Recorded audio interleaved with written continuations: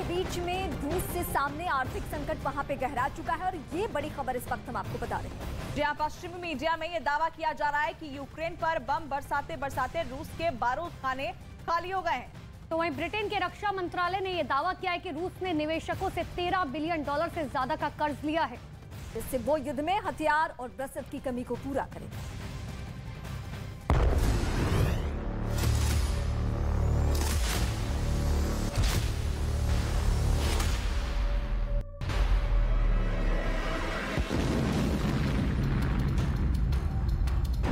जंग के इस मैदान में रूस ने अपने सबसे घातक हथियारों से यूक्रेन की जमीन को छलनी करने की कोशिश की। मिसाइलों की बारिश कराई, टैंकों की धमक सुनाई और बारूदी धुएं का यूक्रेन में बवंडर उठा दिया।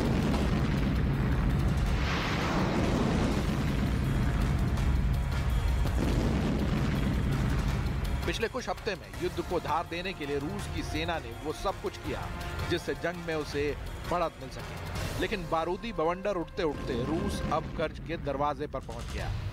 इसका पता उसे 10 महीने बाद लगा। ब्रिटेन रक्षा मंत्रालय ने दावा किया कि रूस ने यूक्रेन से लड़ने के लिए निवेशकों से $13 बिलियन से ज्यादा कर्ज लिया है। महायुद्ध के बीच रूस का ये अब तक का सबसे बड़ा कर्ज है। ब्रिटेन के रक्षा प्रमुखों का दावा यह भी है कि यूक्रेन के खिलाफ मैदान में डटे रहने के लिए रूस ने चोरी चुपके से इतनी बड़ी राशि उधार ली है। 2 हफ्ते से जंग तेज है, ऐसे में हथियारों की संख्या भी तेजी से कम हो रही है। यूक्रेन को तो नाटो देशों से हथियार और रसद की मदद मिल रही है, लेकिन रूस अकेले ही मैदान में टिका हुआ है। पश्चिमी मीडिया की खबरों की माने तो पिछले हफ्ते रूस की इकोनॉमी साल की दूसरी तिमाही में 4.1% तक गिरी। इसके बाद तीसरी तिमाही में 4% की गिरावट दर्ज की गई। महायुद्ध के बीच रूस के सामने संकट कई हैं, जिससे निपटने की पुतिन एंड कंपनी पूरी कोशिश कर रही है। जंग के चलते सैकड़ों बड़ी कंपनियां देश छोड़कर भाग गई हैं। कई कंपनियों ने रूस में व्यापार करने से इनकार कर दिया है। तेल और गैस की कीमतों में लगातार इजाफा हो रहा है।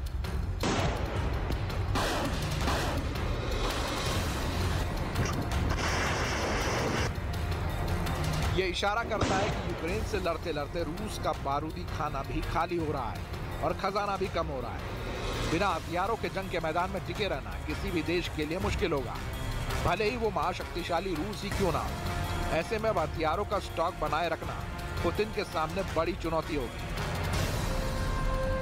इससे पहले पश्चिमी मीडिया में रूस के हथियारों का स्टॉक खत्म होने की भी काफी चर्चाएं थी। दावा किया जा रहा था कि रूस के पास मौजूदा हथियारों में लगातार गिरावट हो रही है। रूस की सबसे घातक मिसाइल स्कंदर, कलिबर और KH-101 का स्टॉक आधे से भी कम बचा है।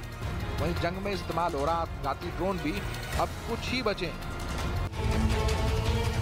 जाहिर है युद्ध किसी भी देश की इकोनॉमी पर नेगेटिव इम्पैक्ट डालता है। इससे पहले भी कई बार युद्ध के चलते दुनिया के कई देशों की इकोनॉमी में गिरावट देखी गई है।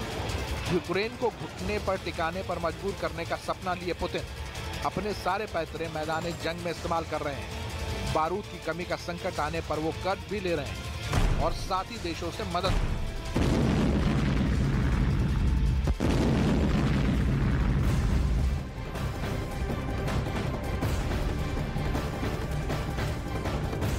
यूरोप के सबसे बड़े न्यूक्लियर प्लांट पर बहुत बड़ा हमला हुआ है और ये इस वक्त दुनिया की सबसे बड़ी खबर है। ज़ापोरिज़िया परमाणु संयंत्र में धमाका हुआ है और अब ये पता लगाने की कोशिश की जा रही है कि धमाके के बाद रेडिएशन का कितना खतरा है। दूसरा सवाल यह है कि हमला ज़ेलेंस्की की फौज ने किया या फिर इसके पीछे पुतिन का ऑर्डर था।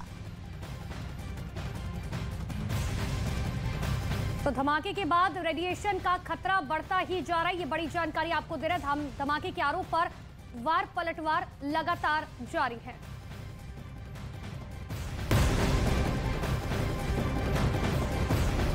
और इस वक्त की बहुत बड़ी खबर श्रद्धा मर्डर केस से जुड़ी हुई बता दें, आफ्ताब की पुलिस कस्टडी 4 दिन और बढ़ा दी गई है। ये इस वक्त की सबसे बड़ी और अहम खबर इस लिहाज से क्योंकि 4 दिन और कस्टडी मिलना पुलिस के लिए राहत की बात है, क्योंकि सबूतों के